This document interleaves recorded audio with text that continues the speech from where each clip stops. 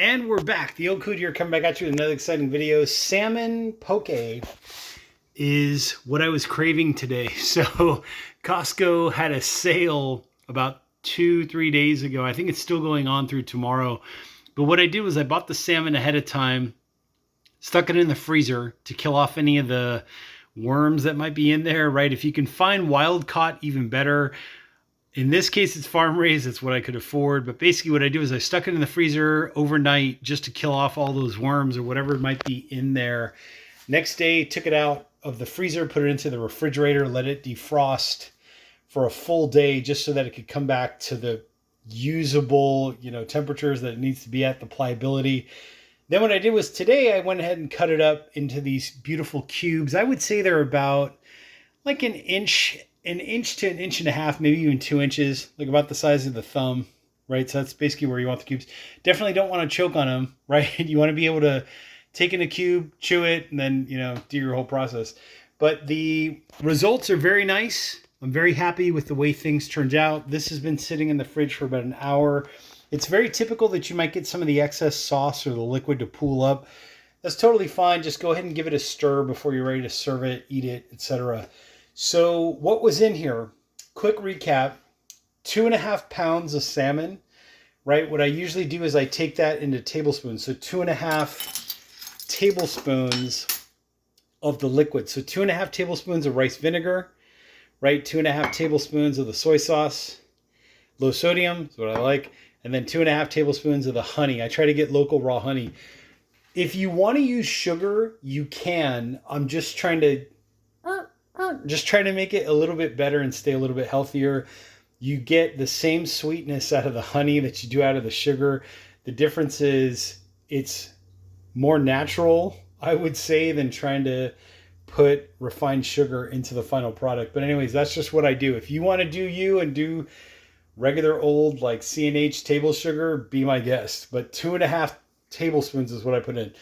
The garlic, I put in about 5 cloves, right? Chopped up nice and fine, as you can see right there, like little tiny cloves of garlic. It comes out to around 2.5 tablespoons when it's all said and done. And then the ginger's kind of to taste. You don't have to put it in if you don't want to, but I usually use about a thumb-sized piece. So something about like right there is where I would have cut like this piece off and then chopped it up. As nice as I could chop it, but like there's a little piece of the ginger. And then I'm trying to see where else the ginger is, but the ginger kind of has sunk into the bottom. But another good reason to give it a stir. But anyways, ginger goes in there. I would say maybe like a tablespoon of ginger would be, if you like more, put in more. If you like less, put in less. If you don't want it, you don't have to. The red pepper, this is the brand that I use. I usually put in about a teaspoon. So not a tablespoon, but a teaspoon is usually what I'll put in of the red pepper. Sometimes even just half a teaspoon. I like the kick. I like the heat, but I don't like too much. But if you like more, go ahead and put in more. And then this is the furikake that I use, right? And the reason why I like this one is because it has the skipjack tuna. Some of them have bonito, like dried bonito flakes. Some of them will have dried seaweed in them. It just depends what you like, what you want to use. Seaweed right now is so expensive. Everybody's taking seaweed for the iodine kick. So I think that's why dried seaweed or seaweed in general is expensive. But whatever you can find, whatever you like to use, this is the brand that I like. And then the finisher for the sauce really is the roasted sesame oil.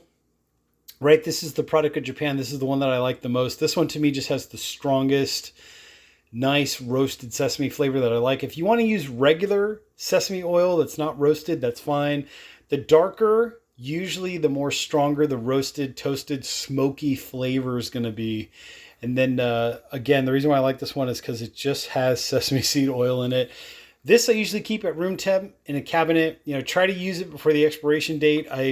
I found this bottle in the corner. It's 3 months past due, but it's still good.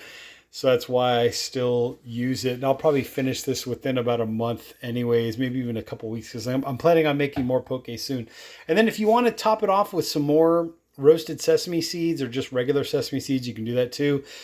Like I said, the more you roast the sesame seeds, the darker they are, the more smoky, roasted, nutty flavor you're going to get out of your sesame seeds. But do whatever you like. And then the final ingredient was cilantro. I ran out. I only had about a tablespoon worth. But normally there would be about 3 tablespoons in here chopped up. See the little bit of cilantro in there? You could substitute parsley if you're not a fan of the cilantro flavor. I know there's that debate going on right now online, but whatever works for you. And then other than that, pretty much once it's all mixed up, like I mixed up the liquids first with the chili powder, the furikake, and the oil. I mixed that up first with the garlic and the ginger, made a little sauce and let that sit and marinate together while I was cutting up the salmon in this case.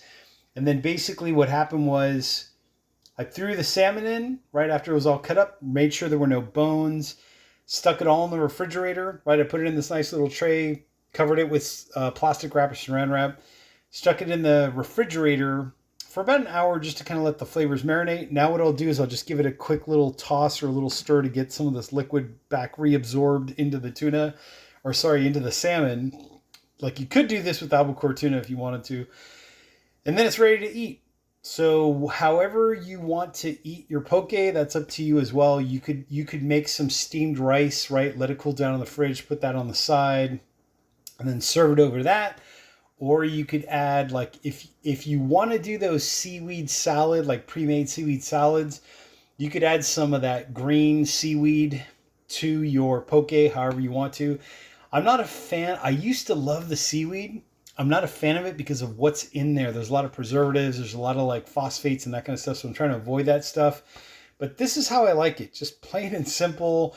Sometimes with maybe some steamed rice, that's been cooled down on this, like serve this over the steamed rice. But whatever you want to add. Also, pickled ginger, right? Fresh ginger is usually what I like. I found that the pickled ginger is actually cured with aspartame, which is not exactly the healthiest thing to eat or consume, at least in the research that I've done. So I just put the ginger right into the sauce, and that covers my ginger. But if you want to buy pickled ginger from the markets, try to get one that's not just organic, because it could be organic as it wants to be, but try to get the one that doesn't have the phosphates, right? Biphosphate, whatever, or anything that has aspartame in it or some weird ingredient. It should just be ginger, vinegar, sugar, or ginger, vinegar, and maybe honey. If you can find one that's like that, that would be amazing. I think usually I haven't made my own, but that's something I'm gonna have to do someday. With that being said, I'm the Old Coot. Hope this video out there helps someone who wants to make their own poke at an affordable price and doesn't want to pay a fortune to go to one of those poke bowl places to buy it. There is something to be said about the sauces as well. Sometimes people put teriyaki sauce, or sometimes people put other sauces on it. You do you. You do you. I'm just trying to stay as healthy as I can, saving some money as well. This entire dish probably cost me, how much was the salmon? The salmon was like 34 bucks, let's say 35 bucks even. I think the minuscule amount of everything that I used in here was maybe another like $5. So figure $40 to make this entire thing. And per pound divided by 2.5, whatever the math comes out to, it's definitely less expensive than trying to do this, going to a poke bowl place and trying to buy it there. I would say it's about a third of the cost. So you're saving money. So if you're on a budget like I am, right now I'm just absolutely broke. But if you're trying to save some money, there's your idea. Plus, I know exactly what's in here, right? I bought everything myself. I know exactly what's in here, and that's the benefit of doing all this. With that being said, I'm the Old Coot. There are links down below in the description, also in the comment section, to some of the stuff that I used today as well. So make sure to check those out, and I'll catch you all on the next exciting video.